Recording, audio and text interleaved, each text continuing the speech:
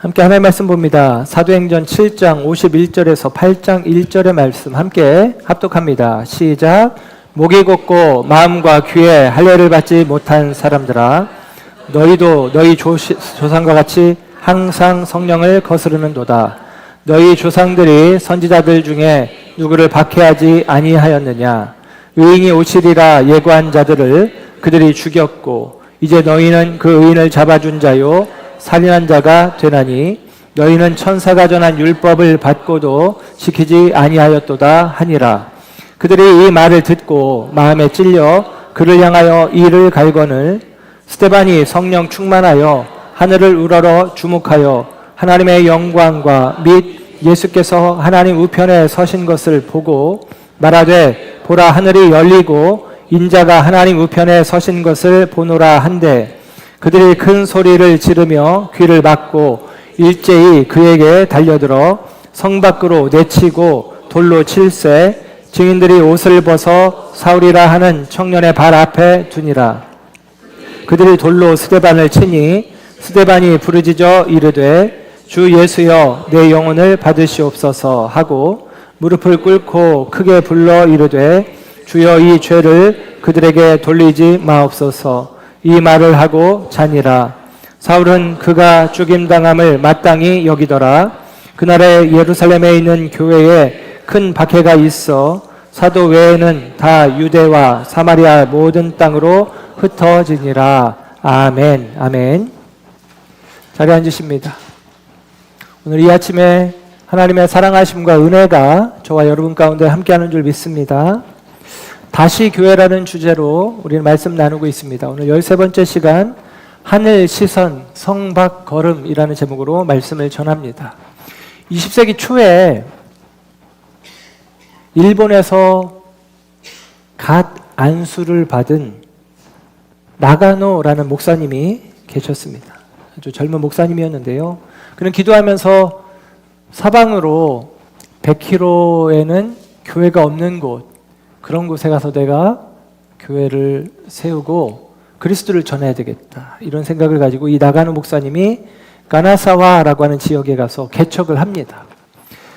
그리고 시간이 5년이 지났는데 성도가 아무도 없는 거예요. 어느 수요일 저녁 장막의 커튼을 젖히고 첫 번째 교인이 들어왔습니다. 청년이었어요. 나가노 목사가 얼마나 감격했겠습니까? 설교가 끝나고 함께 그 청년과 식탁에 마주 앉아서 저녁을 먹게 되었습니다. 그런데 식사 도중에 이 청년이 피를 각혈하는 것입니다. 폐병에 걸렸던 것이죠. 이 청년은 본래 유명한 일본의 정치인의 사생아였고, 그가 신학교를 다니는 과정 가운데 폐병에 걸리게 되어집니다. 그 당시에는 폐병이 전염병이고 위험한 병이었기 때문에 학교에서는 학교에 오지 말라는 거예요. 다 나으면 그때서 오라는 것이죠. 자신의 인생에 대해서 비관적인 마음을 가졌던 이 청년은 성경은 거짓말이구나, 또 예수도 거짓말이구나, 이런 생각을 하게 되었습니다. 그런데 그날 저녁 나가노 목사님과 식사를 하는 중 그가 피를 토해냈는데, 그 나가노 목사님이 토한 피를 다 닦아내고 다시 밥을 차려서 내오는 것입니다. 그 일을 경험하고 나서 이분이 훗날 일본의 혹은 세계적으로 유명한 목사님이 되십니다. 이 청년이 목사가 되었을 때 그의 이름은 가가와 도요히코라는 이름입니다. 그는 가가와 목사님은 고베와 도쿄에서 수없이 많은 빈민들을 위해서 자신의 생을 섬김과 봉사의 삶으로 살아냈던 분입니다. 빈민들이 가장 고통스러워하는 게 변비라고 하더라고요. 음식을 제대로 먹지 못해서 변비가 걸리는데, 그러면 손가락으로 항문을 후벼서 그 변을 끄집어내기도 하는데, 때로는 그 변이 너무나 딱딱해졌을 때는 항문에다가 입을 갖다 대어서 혀로 그 변을 녹여서 끄집어내기도 했다라는 것입니다. 그게 가가와 목사님의 모습이에요. 그래서 이 사실을 알게 된 한 일본의 기자가 가가와 목사님에게 질문을 했습니다. 당신이 어떻게 그런 일을 할 수 있느냐? 어떻게 그런 일을 할 수 있느냐라고 물었습니다. 그때 가가 목사님이 이렇게 대답합니다. 저는 배운 대로 합니다. 제 선생님은 제가 각혈한 핏덩이를 닦아주셨습니다. 그분이 하신 것에 비하면 이건 아무것도 아닙니다. 가가 목사님이 중국으로 건너가셔서 중국의 빈민들을 위해서도 일을 하십니다. 장개석 총통, 지금은 이제 이 대만으로 넘어간 그 자유 진영의 사람들이죠. 장개석 총통의 부인인 송미령 여사가 기독교인이었다고 해요. 그래서 가가와 목사님에게 가끔 이야기를 듣기도 하고 또 성경 공부도 한 적이 있다고 합니다. 그런데 1945년에 일본이 패망하게 되었을 때에 이 장개석 총통이 1호 포교령을 내린 것이 무엇이냐면 200만 명에 달하는 일본인들이 중국 땅에 있었는데 그들이 일본으로 돌아가는 데 있어서 어느 누구도 해하지 말라라는 것입니다. 일제의 이 침략으로 말미암아 큰 어려움을 겪었던 중국인데 일본 사람들이 돌아가는 일에 보복하는 일들이, 복수하는 일들이 많이 있을 수 있는데 그렇게 하지 말라라고 포교령을 내립니다. 그러면서 이 장개석이 이런 이야기를 해요. 일본인들은 나의 원수된 민족이다. 그러나 우리 민족을 위해 지금도 뜨거운 눈물로 기도하고 있을 가가와 목사를 생각할 때 나는 그들을 미워할 수만은 없다. 그럽니다. 여러분, 가가와 목사님 때문에 수많은 일본의 침략 가운데 함께했던 사람들이 안전을 보장받은 것이죠.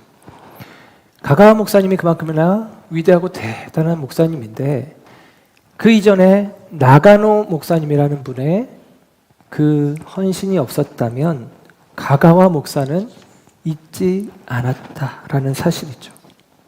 실제로 빙점의 작가인 미우라 아야코 여사는 가가와 도요 있고 목사도 대단하지만 그 한 사람을 배출한 나가노 목사가 더 위대하다라고 기록을 하고 있습니다. 나가노 목사는 그의 평생에 어쩌면 딱 한 사람을 그가 목회하면서 성도로, 그리스도인으로, 그리고 하나님의 사람으로 세운 것 같아요. 그런데 그 한 사람이 바로 위대한 가가와 도요이코 목사님이 되었다라는 사실이죠. 오늘 우리가 보게 되는 이야기는 이제 다시 사도행전의 말씀으로 돌아와서 스데반 집사가 오늘 순교하는 장면을 성경은 기록해 주고 있습니다. 스데반 집사는 성령이 충만한 가운데 예수 그리스도에 대해서 전하는데 그 메시지는 베드로의 복음과 똑같아요. 예수님이 부활하셨다. 예수님이 다시 사셨다. 라고 하는 이야기입니다. 너희가 죽인 예수를 하나님이 다시 살리셨다. 그러면서 예수 그리스도를 죽인 자들, 그들의 죄를 지적하고 있습니다. 스데반의 설교는 사도행전 7장에 거의 가득하게 기록되어 있고 사도행전에서 제일 긴 장인 동시에 스데반의 설교가 베드로의 설교보다도 더 깁니다. 베드로의 설교보다 더 길어서 설교가 길면 어떻게 해요? 사람들이 싫어하죠. 그래서 돌을 던졌는지 아무튼 스데반이 돌에 맞아 죽는 장면을 기록하고 있어요. 저도 설교가 길 때 여러분들이 돌 던지는 느낌을 가끔 받긴 했는데 예배 시간이 변경되면서 좀 짧아지긴 했지만 뭐 그 이유이겠습니까? 농담으로 제가 말씀드리는 것이고 이 긴 설교를 통해서 이야기한 게 무엇이었냐 기억하시겠지만 성전을 중심으로 신앙생활을 하는데 그 성전은 이미 하나님의 성전이 아닌 참된 증거의 장막으로서의 기능을 상실한 하나님의 임재가 없어져 버린 떠나버린 그 거짓 성전을 붙들고 자기 기득권을 지키겠다고 종교적인 열심만 내며 그 속과 겉이 다른 표리부동한 삶을 스데반이 지적하는 거예요. 하나님을 입술로는 이야기하지만 하나님의 중심, 하나님의 마음, 하나님께서 원하시는 삶을 살아내지 않는 그들에 대한 스데반의 신랄 같은 질문, 이 비난들이 혹은 평가들이 쏟아집니다. 그리고 나서 그들이 스데반을 죽이기로 마음을 먹게 되는데 오늘 본문의 말씀을 보면 54절에 보면 이를 갈았다는 거예요. 스데반을 향해서 이를 갈았다는 것이죠. 결국에는 스데반을 죽이기로 결정을 합니다. 스데반이 놓인 상황은 그가 설교 한 편을 멋들어지게 한 것 같지만 수많은 사람들이 그를 애워싸고 그를 향해서 이를 갈고 있고 그를 향해서 죽이려고 달려들고 있는 모습입니다. 스데반은 이제 그 인생의 마지막 순간 앞에 놓여 있습니다. 그 순간 어쩌면 스데반이 자신의 생각을, 자신이 내뱉었던 말들을 주워 담고 오히려 자기 안위를 구하는 방식으로 나아갈 수도 있었을 거예요. 내가 좀 말을 과하게 했습니다. 제가 좀 말을 좀 실수한 것 같습니다. 좀 봐주십시오. 이렇게 이야기할 수도 있었겠죠. 그런데 그는 그렇게 하지 않습니다. 그 절체절명의 위기의 순간 하늘을 우러러 바라봤다라고 해요. 그 하늘을 바라봤다는 의미는 무엇입니까? 거기 스데반이 보았을 때 보여진 것은 하나님의 영광이라고 하고 보좌 우편에 계신 예수님이라고 이야기합니다. 그 스데반이 하늘을 보았다라는 의미는 하나님을 바라보는 것이고 그리스도를 바라보는 것입니다. 하나님의 영광을 바라보고 그리스도를 바라보는 것이 오늘 스데반입니다. 그의 시선이 하늘에 고정되어 있어요. 그가 내가 예수를 본다라고 하는 것은 지금 스데반을 둘러싸고 스데반을 향해서 이를 갈며 그를 향해서 돌을 들고 서 있는 이들에게 대하여 너희들도 나처럼 예수를 바라봐라 라고 하는 메시지가 아니겠습니까? 그런데 사람들은 더 이상 스데반의 소리에 귀를 기울이지 않고 오늘 본문의 표현으로 보면 귀를 막고 그에게 달려들어서 그를 돌로 쳐 죽이는 이야기를 합니다. 결국 스데반은 돌에 맞아 죽게 되어져요. 그 과정 가운데 오늘 본문 59절에 보면 성경은 이렇게 이야기를 하거든요. 그들이 돌로 스데반을 치니 스데반이 부르짖어 이르되 주 예수여 내 영혼을 받으시옵소서. 그럽니다. 여러분 주 예수여 내 영혼을 받으시옵소서. 그리고 60절로 가볼까요? 무릎을 꿇고 크게 불러 이르되 주여 이 죄를 그들에게 돌리지 마옵소서. 여러분 이 장면이 어떤 장면을 연상케 하느냐? 바로 예수님이 십자가 위에서 당하신 장면이에요. 십자가 위에서 예수님은 이른바 7마디 말씀을 하셨다고 하거든요. 보통 가상칠언, 십자가상, 십자가 위에서 7가지 말씀을 하십니다. 아버지여 저들의 죄를 사해 주십시오. 저들이 하는지를 알지 못합니다. 내가 진실로 진실로 내게 이르노니 오늘 내가 나와 함께 낙원에 있으리라. 보소서 아들입니다. 마리아를 어머니 마리아를 향해서 얘기해요. 베드로를 향해서 이야기합니다. 보라 내 어머니라. 엘리 엘리 라마 사박다니 나의 하나님 어찌하여 나를 버리셨나이까. 내가 목마르다. 다 이루었다. 아버지 내 영혼을 아버지 손에 부탁합니다. 맡깁니다. 이 얘기예요. 그런데 이 7가지 말들이 마태복음, 마가복음, 누가복음, 요한복음에 있는 말들을 정리해서 십자가상의 7언 이렇게 이야기하거든요. 가상 7언. 그런데 이 사도행전의 저자는 누가잖아요. 누가복음에 나오는 가상 7언의 내용은 오늘 본문 스데반의 이야기 속에서 나오는 내용과 놀랍게 일치합니다. 누가복음에서는 먼저 좌우편에 있는 강도 가운데 우편의 강도가 그런 이야기 하잖아요. 주의 나라, 당신의 나라에 임할 때에 나를 기억해 주십시오. 오늘 내가 나와 함께 낙원에 있으리라. 그 죽음의 현장 속에서 낙원에 있으리라라는 확증을 받는 게 우편 강도거든요. 그런데 지금 스데반이 죽는 과정 가운데 그가 지금 하늘을 보잖아요. 낙원을 보는 것과 같아요. 하늘이 열리고 그리고 하나님의 영광이 보이고 예수님이 계신 것이 보인다라는 것이죠.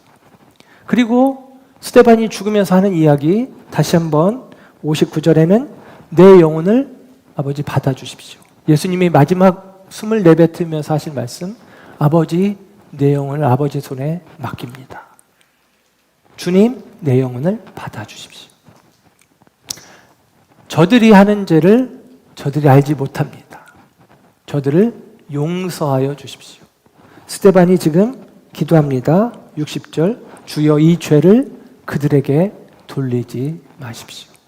예수님이 십자가 위에서 하셨던 말씀을 기록한 누가복음의 내용 그대로를 지금 스데반이 죽는 내용 가운데 그대로 기록하고 있어요.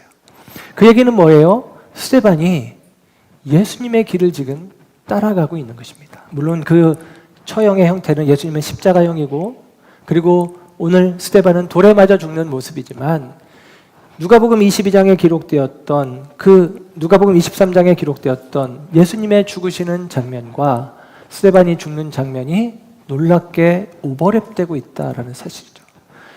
스데반은 작은 예수가 되어서 예수님처럼 그의 삶을 죽음 가운데 내어놓고 있다라는 사실입니다. 그가 죽는 그 순간 그 자신의 영혼을 하나님께 의탁하고 그가 죽는 그 순간 자신을 향하여 돌을 던지는 사람들 그들이 죄를 받지 않도록 바꿔 말하면 그들이 나를 죽임으로 말미암아 그리스도에게서 잊혀지고 지워지는 자들이 아니라 다시금 내 죽음이 그리스도에게로 연결되는 통로가 되어지길 원하는 마음으로 그렇게 기도하고 있다라는 사실입니다. 사랑하는 여러분, 이 스데반의 순교를 통해서 이제 주님의 교회가 복음이 놀랍게 전파되고 확장되는 것입니다. 스데반은 성경에 기록된 첫 번째 순교자예요. 놀랍죠. 그 순교의 모습이 예수님의 죽으심의 모습과 너무나 닮아 있음을 오늘 성경을 통해서 우리는 확인하게 되어집니다. 이 한 사람의 믿음, 이 스데반의 믿음과 순교, 이것이 얼마나 위대한가, 얼마나 놀라운가. 오늘 본문의 말씀 속에서는 예를 들면 스데반이 오늘 본문 57절에 보면 스데반을 향해서 돌을 드는 사람들이 크게 소리를 질렀다라고 이야기를 해요. 다수의 소리가 이 스데반의 소리, 스데반이 지금 하늘을 바라보며 하늘을 우러러보며 하늘문이 열리고 하늘의 영광을 바라보는 그 이야기를 스데반이 내뱉고 있는데 그게 불편하고 싫다는 거예요. 그래서 사람들이 오히려 더 큰 소리를 지르면서 귀를 막고 더 큰 소리를 지르면서 스데반을 지금 덮어버리는 형국입니다. 그러면서 오늘 본문 가운데는 이렇게 표현하죠. 다시 54절의 말씀을 보면 그들이 이 말을 듣고 마음에 찔려 그러죠. 마음에 찔려 그를 향하여 이를 갈거늘 그랬습니다. 기억하실지 모르겠지만 베드로가 스데반과 같이 설교했을 때 예수님이 너희들이 죽인 예수를 하나님이 다시 살리셨다. 베드로가 설교했을 때 사도행전 2장 37절의 말씀을 보면 이렇게 성경이 기록을 합니다. 그들이 이 말을 듣고 마음에 찔려 베드로와 다른 사도들에게 물어 이르되 형제들아 우리가 어찌할꼬. 베드로의 설교를 들었던 사람들이 마음에 찔렸어. 그래서 하는 게 뭐냐? 가슴을 치며 우리가 어찌할꼬 이랬단 말이에요. 그런데 오늘 스데반의 설교를 듣는 사람들은 가슴에 찔려 여기까지는 맞아요. 그런데 우리가 어찌할꼬 하는 게 아니라 그들이 이를 갈았다라고 이야기합니다. 그 차이가 뭘까요? 성경은 놀랍게도 우리는 찔려 설교를 듣고 마음에 찔려 설교를 듣고 마음에 찔려 똑같은 표현을 쓰고 있지만 성경 원어에는 그 의미가 좀 다릅니다. 베드로의 설교를 듣고 마음에 찔렸다라는 말은 카타니소라는 말이에요. 찔려 관통되었다라는 의미입니다. 그런데 반면에 스데반의 설교를 듣는 사람들에게 마음이 찔렸다라는 말은 디아프리오라는 말이에요. 이 말은 마음이 찢긴다라는 말인데 우리식으로 표현하면 마음이 뒤틀렸다는 거예요. 설교를 듣고 마음이 뒤틀리고 기분 나쁘고 상하고 이랬다는 거예요. 그러니까 마음이 찔려라는 표현은 똑같은데 원어는 달라요. 그러니까 베드로의 설교가 선포되었을 때 성령의 역사가 있는 것입니다. 히브리서 4장 12절에 이런 말씀 우리가 잘 알잖아요.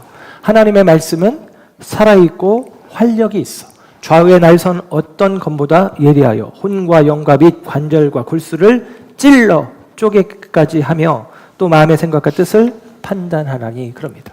하나님의 말씀이 역사할 때 그 말씀은 우리의 심령을 찔러서 쪼갠단 말이에요. 그러면 우리는 가슴을 치며 회개하는 것입니다. 그런데 이 스데반의 청중들 가운데는 그들이 귀를 막았다라고 표현하는데 그 표현은 원어적인 의미로는 귀를 막게 되었다는 얘기예요. 무슨 얘기냐면 자기들을 의지로 막았다기보다는 어떤 힘에 의해서, 그것을 우리는 악한 영이라고 이야기하죠. 마귀의 역사입니다. 성령에 충만한 스데반과 악한 영들에 사로잡힌 자기 영혼을 이 성전 중심의 종교 생활을 열심히 하는 듯하지만 깨닫지 못하고 돌이키지 않고 결국에는 자기 영혼을 거짓된 자들의 손에, 그리고 거짓된 영들에 내어 맡겼던 자들, 그들은 하나님의 말씀이 들려지는데 마음이 찔리는 게 아니라 귀를 닫는 것이고, 하나님의 말씀이 그들의 심령 골수를 찔러 쪼개는 것이 아니라 그들의 마음이 그 말씀 앞에, 불편한 말씀 앞에 뒤틀려 버렸다는 거예요. 그 결과 어떻게 하느냐? 스데반을 죽이기로 결정합니다. 우리나라가 부흥의 역사를 경험한 적들이 있죠. 1910년에서 1930년까지 수천 명의 그리스도인들이 그 기간에 30만 명으로 급속하게 성장합니다. 그때에 활동하셨던 목사님들은 주기철 목사님, 길선주 목사님, 이용도 목사님, 이런 분들이에요. 이런 분들이 성도들 앞에서 외쳤던 메시지는, 기독교의 화두는 회개였습니다.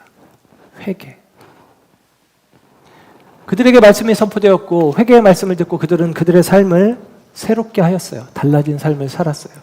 그리스도인들은 세상의 사람들과 다른 삶을 살았단 말입니다. 그리고 나서 1960년대부터 1980년대 중반까지 기독교가 제2의 부흥을 맞이합니다. 그때는 수십만의 사람들이 1천만 그리스도인, 1천만 명이 되었다라고 이야기합니다. 그런데 그 시대에 복음의, 기독교의 화두는 복이었어요. 복. 그래서 그 복을 기대하며 1천만 명이 모인 것입니다. 그러나 교회는 그 과정 속에서 세속화되어집니다.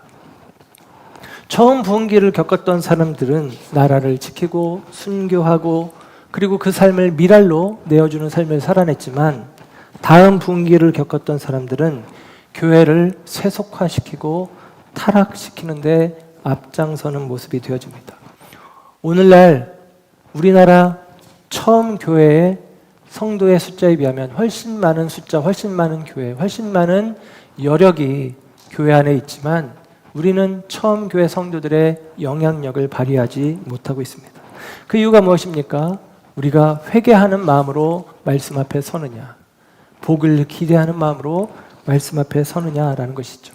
오늘 스데반의 설교를 듣는 청중들의 마음이 찔려, 마음이 뒤틀려 스데반을 향해서 돌을 들었던 것은 스데반의 이야기를 듣고 회개하며 나가야 되는데 그들이 기대했던 복, 성전을 중심으로 열심을 내었을 때 종교적인 열심이 내게 주어질 그 혜택과 기대를 꺾어버리는 그 이야기를 사람들은 싫어했다라는 사실이에요.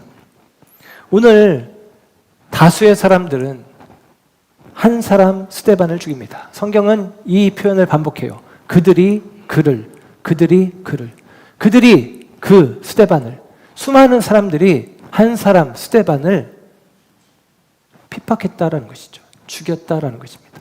오늘날에는 많은 사람들이 인정하는 것이 정답처럼 여겨지는 세상입니다. 그래서 이 세상은 많은 사람들의 인정 속에 서려고 하는 경향들이 있어요. 그러나 여러분, 기독교의 메시지는 그 많은 사람이 옳다라고 여기는 것이 아니라, 그 절대 다수의 길을 따라가는 것이 아니라 어떠한 경우에도 주님만 따라가는 것이 저와 여러분의 삶의 길인 줄로 믿습니다. 주님께서는 그 한 사람을 찾으시는 거예요. 오늘 58절에 보면 이제 스데반이 성 밖으로 내쳐져서 죽임을 당하게 되어지는데, 그 성 밖에서 스데반을 죽이는 장면을 이렇게 묘사를 하죠. 58절, 성 밖으로 내치고 돌로 칠세 증인들이 옷을 벗어 사울이라 하는 청년의 발 앞에 두니라 그럽니다. 유대인의 원래 사람을 죽이는 결정권은 로마에게만 있었어요. 그런데 유대인들에게는 로마에서 한 가지 혜택을 주었는데, 유대교, 종교와 관련되어서는 사람을 죽일 수 있는 권한을 유대인에게 위임을 해주었습니다. 그런데 그 유대인이 종교를 이유로 사람을 죽일 때, 그때는 한 가지 조건이 있었는데 산헤드린 공의회 70명으로 구성되어 있는 산헤드린 공의회 의원 중에 한 사람이라도 그 사형 집행이 일어날 때 재판장으로 있었어야 하는 거예요. 그래서 그 재판장이 필요했는데 그들이 레위기에 있는 율법의 말씀을 따라 레위기 24장에 보면 하나님의 이름을 모욕하는 자, 그러니까 스데반이 죽는 것도 사실은 신성모독이거든요. 예수님도 돌에 맞아 죽을 뻔한 일이 요한복음 8장, 10장에 보면 2번 있었는데 예수님이 돌에 맞을 뻔했던 사건들은 다 신성모독으로 유대인들이 예수님에 대해서 걸은 거예요. 그래서 2번이나 돌로 쳐서 죽이려고 했는데 예수님이 이제 피하셨는데 스데반은 결국 신성모독으로 죽게 되는데 그 신성모독의 내용은 뭐냐? 예수님 같은 경우는 내가 하나님과 같다. 하나님과 나는 하나다. 이렇게 했으니까 돌로 쳐 죽이려고 했고요. 스데반은 내가 지금 예수님이 하나님 옆에 있는 걸 본다라고 했잖아요. 예수님은 사람인데 하나님 옆에 있을 수 없거든요. 하나님 보좌와 함께 오를 수가 없습니다. 그런데 그렇게 얘기했으니까 스데반은 죽어야 돼. 신성모독이야 하고 죽이는데 그래서 돌을 들어서 죽일 수 있는 권한이 생기는 것이고 돌을 들어서 죽이는데 유대인들이 돌을 들어 죽일 때는 레위 규정과 미시나를 보면 미시나는 율법의 해석서인데 두 증인은 2명 있어야 되니까 두 증인이 이야기를 하는 거예요. 이 사람이 이렇게 이야기했습니다. 그리고 재판관에게 인정을 받으면 그를 죽이는데 두 증인이 핏값을 자기 자신들의 증언의 값을 치르기 위해서 확증하기 위해서 피고인을 묶습니다. 그리고 그 머리채를 붙잡고 먼저 돌을 들어서 그 머리를 내려쳐요. 한 사람이. 그러면 두 번째 사람이 커다란 돌을 가지고 그 사람에게 가슴팍에 돌을 던진답니다. 근데 그 이전에 하는 게 뭐냐면 예수님께서 자기 십자가를 지고 골고다에 올라가셨던 것처럼 자기가 죽을 무덤을 판대요. 그래서 땅을 한 1m나 2m나 이렇게 파는 거예요. 그 일을 자기가 하는 거예요. 그리고 그 무덤 앞에 무덤이 될 만한 곳 그 구덩이 앞에 무릎 꿇려서 앉혀놓습니다. 돌로 찍고 가슴팍에 돌을 던지면 그 구덩이에 쓰러지겠죠. 그러면 사람들이 돌을 던지기 시작하는 거예요. 언제까지? 그 구덩이가 찰 때까지. 그렇게 돌을 던지는 것이 유대인들의 방식입니다. 그런데 이 돌을 던지기에 앞서서 하는 일이 무엇이냐? 증인된 사람들이 돌을 던질 때 그 돌을 던지기 위해서 먼저 자기 옷을 벗고 죄인의 옷을 벗깁니다. 그리고 그것을 재판장의 발 앞에 놓는 게 규례예요. 그러면 오늘 본문의 말씀 가운데 보면 오늘 58절에 성 밖으로 내치고 돌로 칠세. 성 밖으로, 이것도 규정입니다. 예루살렘 성 안에서는 사람을 죽일 수 없어요. 그래서 성 밖으로 끌고 갑니다. 그런데 증인들이 옷을 벗어서 사울이라 하는 청년의 발 앞에 두었대요. 그러면 그 사울이 뭐예요? 재판장인 거예요. 사울이 산헤드린 공의회 의원인 거예요. 사울이 지금 이 스데반의 죽음이 합당하다라고 판결을 내린 것입니다. 사울이 스데반의 죽음이 합당하다라고 판결을 내렸고 그 결과 스데반이 돌에 맞아 죽는 것입니다. 이 사울이 누군지 우리는 잘 알죠? 사도 바울입니다. 이 사울이 스데반의 죽음을 합당하게 여긴 것이죠. 그래서 오늘 본문 8장 1절에는 결론에 이렇게 이야기하지 않습니까? 사울이 그가 죽임당함을 마땅히 여기더라. 스데반이 죽는 것이 합당하다라고 판결을 내렸다라는 사실입니다. 그리고 나서 이 사울은 이 사건 이후에도 정신 못 차리고 그는 교회를 핍박하는 일로, 그래서 사도행전 8장 3절의 말씀을 보면 사울이 교회를 잔멸할세 각 집에 들어가 남녀를 끌어다가 옥에 넘기니라, 그렇게 이야기를 합니다. 여러분, 사도행전 7장과 사도행전 8장은 연결되는 이야기예요. 그 연결되는 이야기이고 이 연결되는 이야기 속에서 사도 바울이 사울이라는 청년의 이름으로 바울이 되기 이전에 사울의 이름이 등장합니다. 사도행전 7장에는 수많은 가장 긴 장이라고 했잖아요. 그리고 여기 수많은 사람들이 등장하는데 고발자도 있고 거짓 증인도 있고 산헤드린 공의회 회의도 있고 증인도 있습니다. 그런데 어느 누구의 이름도 기록되지 않아요. 스데반의 이름과 단 한 사람, 사울의 이름만 기록이 됩니다. 유독 사울의 이름만 기록되고 있어요. 그리고 사도행전 7장, 8장이 하나의 이야기라면 그 다음 이야기는 9장이겠죠. 사도행전 9장에 가면 사울이 회심하는 장면을 기록해주고 있습니다. 유독 사울의 이름을 여기에만 기록한 이유가 여기 있는 거예요. 스데반의 사건이 사울의 회심과 관련이 있다는 거죠. 스데반의 순교의 사건이 사울이 바울 되어지는 일과 관련이 있다는 것입니다. 사울이 지금 이 순간, 그리고 이 순간 직후의 사울의 모습은 여전히 스데반이 죽은 게 합당하고, 그리고 그리스도인들을 잡아서 옥에 넘기는 일이 마땅하다라고 여기며 종교적 여심을 냈던 사울이지만, 그의 마음 한켠에 스데반의 죽음이 각인되어 있는 것입니다. 생각해 보세요. 스데반이 오늘 59절, 60절 내 영혼을 받아주십시오, 내 영혼을 그들에게 죄를 돌리지 마십시오, 이런 이야기를 누가 들었고 누가 성경에 기록하도록, 누가의 스승이 사울이거든요. 바울이거든요. 바울이 그런 증언을 해줬으니까 기록했을 거 아니에요. 바울의 마음에 스데반의 죽음과 그 죽음의 과정 속에서 스데반이 했던 말들이 남아있는 것입니다. 결국 바울은 스데반을 통해서 회개의 자리로 나아가는 거예요. 하나님의 은혜입니다. 초대교회에 유무상통한 역사가 있었죠. 2장에서도 4장에서도 자기 재물을 다 내놓았다. 자기 밭을 팔아서 소유를 내놓았다. 사도들의 발 앞에 놓았다. 그때 한 사람의 이름만 언급합니다. 바나바. 바나바도 사울하고 연결되는 사람이에요. 사울이 회심하고 나서 사도들에게 그를 이끌고 간 사람이 다름 아니라 바나바입니다. 다 사울을 두려워하는데 그 사울을 안디옥 교회에 데려가서 쓰는 사람이 바나바예요. 그 바나바가 사울을 이끌어가는 것입니다. 바나바가 있었기에 사울이 바울 되는 것이고, 스데반이 있었기에 사울이 바울 되는 것입니다. 스데반은 이 땅에서 순교했어요.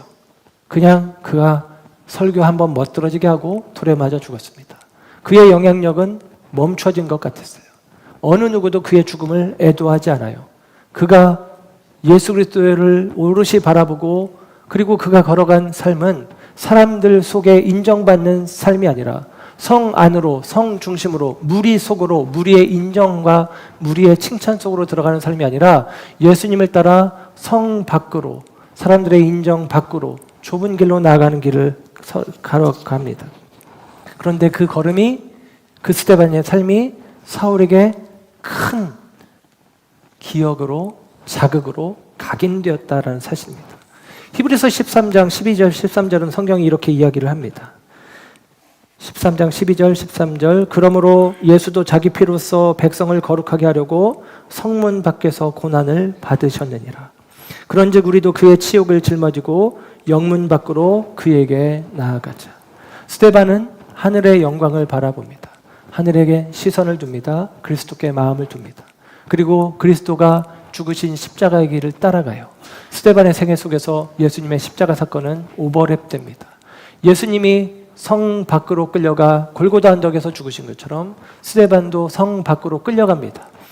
형식은 끌려가는 것이지만 저는 그의 신앙의 걸음은 성 밖으로 걸어갔다라고, 달려갔다라고 믿습니다.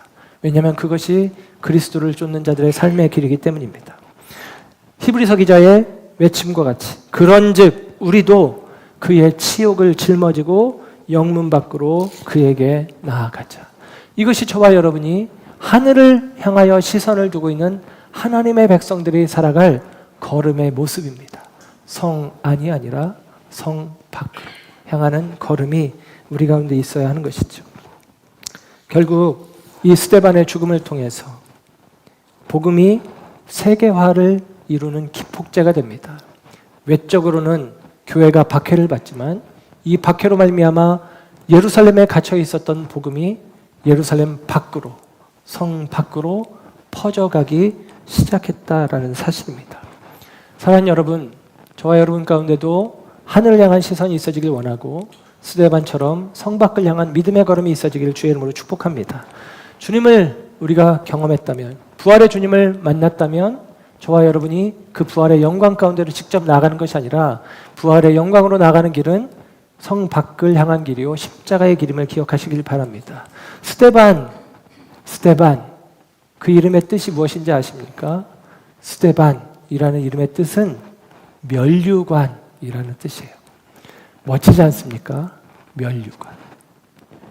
훗날 바울은 자신의 편지, 마지막 편지 디모데후서 4장 7절 8절에서 이렇게 기록합니다. 나는 선한 싸움을 싸우고 나의 달려갈 길을 마치고 믿음을 지켰으니 이제 후로는 나를 위하여 의의 면류관이 예비되었으므로 주 곧 의로우신 재판장이 그날에 내게 주실 것이며 내게만이 아니라 주의 나타나심을 사모하는 모든 자에게 도로다. 아멘. 바울은 이야기하는 거예요. 나 역시도 성 밖으로 달려간다. 나 역시도 십자가를 두려워하지 않고 달려간다.